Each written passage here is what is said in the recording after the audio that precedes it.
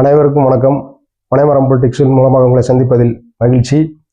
உள்ளதை உள்ளபடியும் நல்லதை நல்லதாகவும் சொல்வதற்காக துவங்கப்பட்ட இந்த சேனல் மூலமாக உங்களை சந்திக்கிறேன். நம்மோட முதல் காணொளி தமிழ்நாடு அரசியலை பற்றி தான். போக போக நம்ம எல்லா விதமான கருத்துக்களையும் நம்ம சொல்ல ஆசைப்படுறோம். அதுக்கு உங்களுடைய மேலான ஆதரவு எங்களுக்கு தேவை. அதை என்ன செய்யணும்னு உங்களுக்கு தெரியும். மீண்டும் மீண்டும் சொல்ல விரும்பலை. குறிப்பாக இன்னைக்கு நம்ம பேச எடுத்திருக்கிற விஷயம், தேர்தல் நெருங்கக்கூடிய சமயத்தில், அதாவது தமிழக சட்டசபை பொது தேர்தல் நெருங்கி வரக்கூடிய இந்த சூழ்நிலையில் எல்லா அரசியல் கட்சிகளும் அங்கீகரிக்கப்பட்ட அங்கீகரிக்கப்படாத பதிவுள்ள பதிவற்ற இப்படி எண்ணற்ற அரசியல் அமைப்புகள் தங்களோட இருப்பை தக்க வச்சுக்கிறதுக்கும், ஏற்கனவே இருக்கக்கூடியவர்கள் தங்களுடைய வாக்கு வங்கியை அதிகப்படுத்துறதுக்கும் பலவிதமான உத்திகளை கையாளுறாங்க. அது உங்களுக்கெல்லாம் தெரியும். பல்வேறு சோசியல் மீடியா ஊடகங்கள் மூலமாக உங்களுக்கு ஏற்கனவே தெரிந்த விஷயமாக கூட இருக்கலாம். ஆனால் அதில் நம்முடைய பார்வை என்ன அப்படிங்கிறதையும் நம்ம சொல்ல ஆசைப்படுறோம். அதிலும் குறிப்பாக நம்ம தமிழக முதல்வர் திமுகவுடைய தலைவராக இருக்கக்கூடிய மு.க. ஸ்டாலின் அவர்கள் அடிக்கடி ஒரு புதிய ஸ்லோகன் அப்படி சொல்லுவாங்க, கோஷம், அதை முன் வச்சு பிரச்சாரத்தை ஆரம்பிச்சிருக்கிறாரு. அது என்னன்னா, தமிழகத்தை தலைகுனிய விட மாட்டோம். தமிழகம் எங்க தலை குனிஞ்சிருக்குன்னு அவர் சொல்லலை.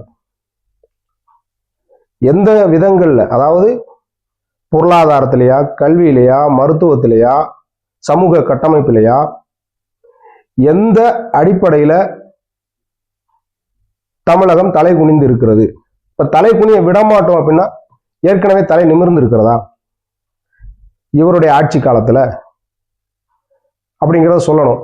எந்த விதத்துல தலை குனிஞ்சிருக்கு? என்னுடைய பார்வையில தலை குனிந்துதான் இருக்கு. எப்படின்னா, உதாரணத்துக்கு ஒரு சில விஷயங்களை கோடிட்டு காட்ட விரும்புகிறேன். அண்ணா பல்கலைக்கழகத்தில் தனிமையில் ஆண் நண்பரோட பேசிக்கிட்டு இருந்த ஒரு பெண் தோழியர் திமுக ஆதரவாளர்னு அவரே தன்னை சொல்லிக்கிறாரு. மேற்கொண்டு திமுக உறுப்பினரும் கூட, திமுக இருக்கக்கூடிய முக்கிய புள்ளிகளோட எல்லா விதமான தொடர்புலையும் உள்ளவரான ஞானசேகரன் அந்த கல்லூரி மாணவிய பாலியல் வன்கொடுமை செஞ்சிருக்காப்புல.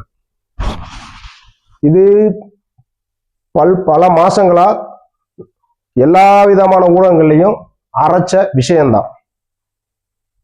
இருந்தாலும் நான் இதையே ஞாபகப்படுத்த விரும்புறேன்னா, சட்டம் ஒழுங்கு அந்த அடிப்படையில தமிழகம் தலை குனிந்திருக்கிறது.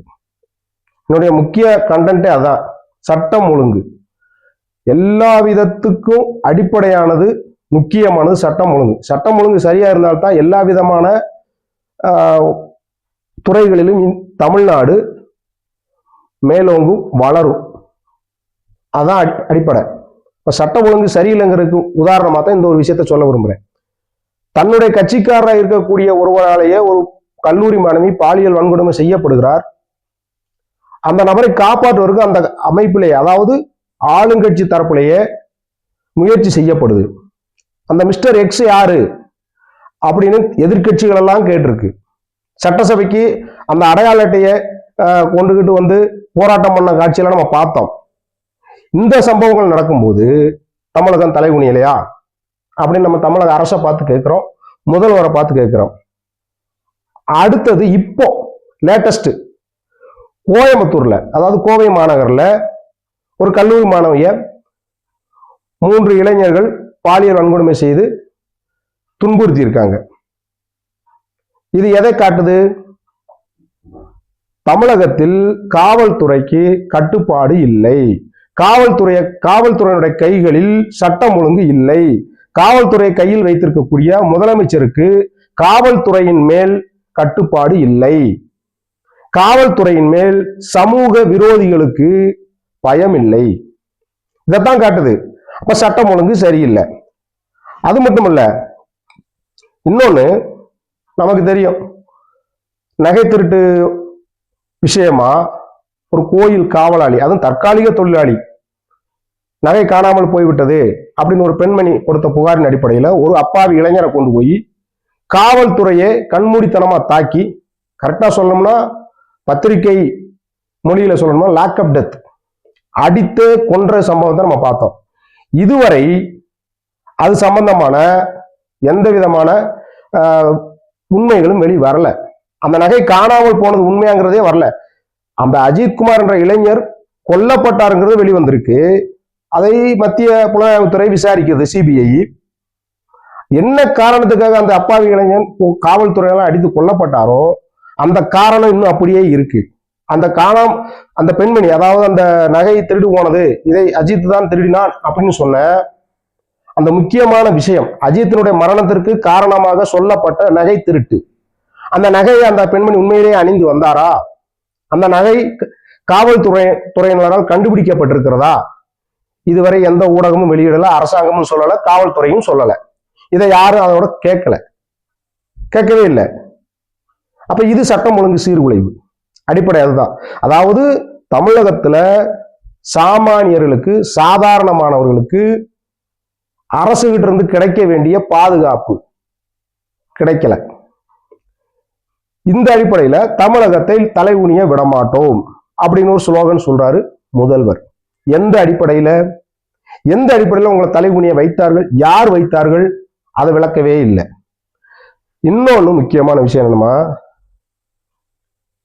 கடந்த 2020 வரை சுதந்திரம் அடைந்து 47க்கு பிறகு வந்த அரசுகள், அதாவது ஜனநாயக அடிப்படையில் தேர்ந்தெடுக்கப்பட்ட அரசுகள் மக்களுடைய வாழ்வியல் உயர்வுக்காக, பல்வேறு துறைகளுடைய நலத்திட்டங்களுக்காக, புதிய கட்டுமானங்களுக்காக, அது அணைகளா இருக்கட்டும், தொழிற்சாலைகளா இருக்கட்டும், சாலை சீரமைப்பா இருக்கட்டும், எல்லாத்துக்காகவும் வாங்கிய கடன் பல்வேறு நிதி அமைப்புகள் இருந்து, அது உலக வங்கி, IMF, இப்படி பல விதமா இருக்கு, ADB, ஏசியன் டெவலப்மெண்ட் பேங்க், இப்படி வாங்கப்பட்ட கடனுடைய மொத்த தொகை 2020 4.5 லட்சம் கோடி. இதை நான் சொல்லல, உங்க அரசு நிர்வாகத்தில் இருக்கக்கூடிய ஒரு அமைப்பே சொல்லுது, CAG. ஆனா இன்றைக்கு 2025 இறுதியில என்ன நிலவரம்? 10 லட்சம் கோடி கடன். அப்ப மக்களால் தேர்ந்தெடுக்கப்பட்ட ஒரு அரசா இருக்கக்கூடிய இந்த ஸ்டாலின் அரசு, திமுக அரசு, மக்கள் நலத்திட்டங்களுக்காக இங்கேயே வரக்கூடிய வருமானத்தை வைத்து வளர்ச்சி திட்டங்களை செயல்படுத்தல. கிட்டத்தட்ட 5.5 லட்சம் கோடியை அந்த 5 ஆண்டுகள்ல, சொல்லப்போனா 4.5 ஆண்டுகள்ல, இன்னும் 6 மாசம் ஆட்சி இருக்கு, 4.5 ஆண்டுகள்ல கடனை வாங்கி குவித்திருக்கிறது. ஒரு திறமையான நல்ல அரசுக்கு இது அழகா? நீங்க திறமையான நிர்வாகம் தமிழ்நாட்டில் நடத்துறீங்களா? நடுநிலையா தான் பேசுறோம், எந்த கட்சி சார்பும் இல்லை, பாரபட்சமும் இல்லை. அப்போ இந்த கடன் சுமையை தமிழக மக்களுடைய தலையில் சுமத்திய இந்த திமுக அரசுக்கு தமிழக மக்களுக்கு தலைகுனிவு ஏற்படலையா? பொருளாதார நிர்வாக சீரின்மை அப்படி சொல்லணும், சீரழிவு, நிர்வகிக்க திறமை இல்லாதனால கடன் வாங்கி நம்ம இதை பண்றோம். எல்லா வளங்களும் இருக்கு இந்த தமிழ்நாட்டுல, அனைத்து வளங்களும் உள்ள தமிழ்நாட்டுல, வருமானங்களுக்கு வழி உள்ள தமிழ்நாட்டுல. நீங்க தான் சொல்றீங்களே, வருஷா வருஷம் அயல்நாடுகளுக்கு டூர் போய் புதிய புதிய நிறுவனங்கள் இருந்து வெளிநாட்டு முதலீடுகளை கொண்டு வரணும், ஒவ்வொரு வருஷமும் 1.5 லட்சம் கோடி 2 லட்சம் கோடின்னு சொல்றீங்க. அப்ப இந்த 4 வருஷத்துல நீங்க சொல்ற கணக்குப்படி கிட்டத்தட்ட 6-7 லட்சம் கோடிக்கு வருமானம் வந்திருக்கணும். இதையும் மீறி நீங்க 5.5 லட்சம் கோடி கடன் வாங்கி இருக்கீங்கன்னா எந்த அடிப்படையில உங்க நிர்வாகத்தின் இதுல வெளிப்படுது? இது உங்க கட்சிக்கும் உங்களுக்கும் உங்க அரசுக்கும் தலைகுனிவு இல்லையா? தமிழக மக்கள் முன்னிலையில, சர்வதேசத்தை விடுங்க, அகில இந்தியாவையும் விட்டுருங்க, தமிழகத்துக்குள்ளேயே எந்த அடிப்படையில நீங்க மக்களை சந்தித்து வாக்கு கேட்பீங்க? எந்த வளர்ச்சி திட்டத்தின் அடிப்படையில? அதை அடுத்த காணொலிகளை நம்ம ஒவ்வொன்றா சொல்லுவோம். இன்னொன்னு, சொந்த கட்சிக்குள்ளேயே, அமைப்புக்குள்ளேயே காலங்காலமா உழைச்சவங்க இருக்காங்க. கிட்டத்தட்ட நீங்களே சொல்றீங்க 75 ஆண்டுகளை பூர்த்தி செய்த கட்சி, அமைப்பு, அதெல்லாம் நீங்க கொண்டாடவும் செய்யறீங்க. அத்தனை ஆண்டுகளும் அந்த அமைப்புக்காகவே தன் உடல், பொருள், ஆவி அனைத்தையும் இழந்த திமுக காரர்கள் இருக்கிறாங்க. ஆனா அவங்களெல்லாம் வராத உன்னத பதவிக்கு அமைப்பில் சேர்ந்த 2 வருடங்களுக்குள்ளேயே ஒருவர் வருகிறார் என்றால் அது என்ன விதமான அமைப்பு ஜனநாயகம், அரசியல் ஜனநாயகம்? முதல்வருடைய குடும்பம், முதல்வருடைய மகன் அப்படிங்கிற தகுதியை தவிர வேற என்ன தகுதி இருக்கிறது இன்றைய தமிழக துணை முதல்வர் உதயநிதி ஸ்டாலின் அவர்களுக்கு? முதல் முறையா தேர்தலில் போட்டியிடுகிறார், அமைச்சராகிறார். அமைச்சரான சில மாதங்களிலேயே துணை முதலமைச்சராகிறார். கருணாநிதியுடனும் அதற்கு முன்பு அண்ணாதுரையுடனும் அரசியல் செய்த துரைமுருகன் அப்படியே இருக்கிறார். இன்னைக்கு அவருக்கு வயதாயிருச்சுன்னு நீங்க கலட்டி விடுறதுக்கான வாய்ப்புகளை தேடலாம். ஆனா உட்கட்சி ஜனநாயகம் என்பது நீங்கள் அமைப்பை ஆரம்பித்த அன்னைக்கு இருந்தே நடைமுறையில இருக்கு. ஏன் துரைமுருகனுக்கு அந்த வாய்ப்பை வழங்கல?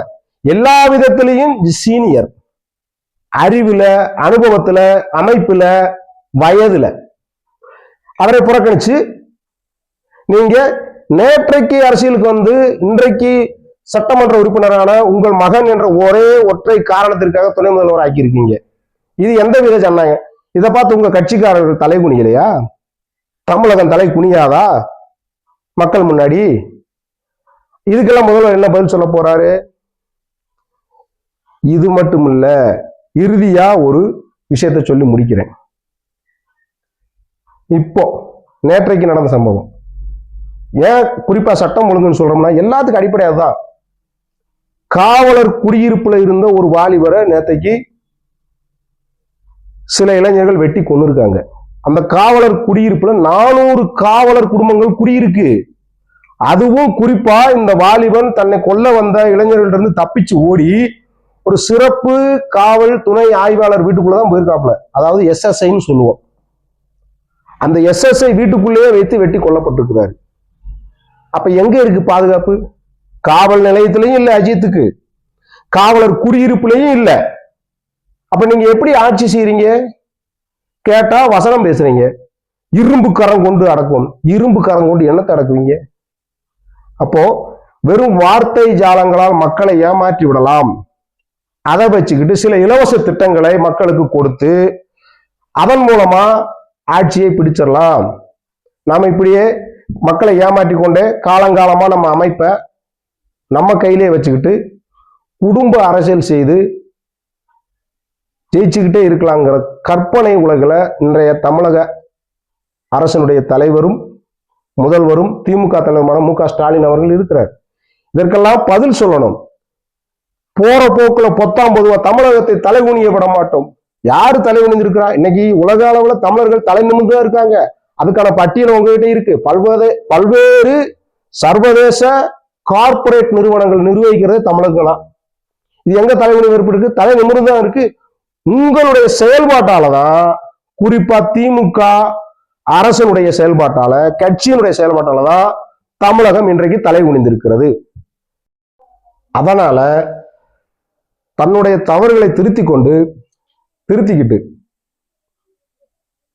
மக்களுடைய எதிர்கால வளர்ச்சிக்காக சிறந்த திட்டங்களை கொடுத்து தமிழகத்தை தலைநிமிர செய்யணுமே தவிர யாருமே இல்லாத பொட்டல்ல வந்து கம்பு சுத்துற மாதிரி தலைகுனியவே செய்யாத தமிழகத்தை தலைகுனிய விட மாட்டேன்னு சும்மா வெற்று வார்த்தைகளாக சொல்லி மக்களை ஏமாத்துறதை விட்டுட்டு ஆக்கப்பூர்வமா செயல்களை செஞ்சு தமிழகத்தை தலைநிமிர செய்யணும்.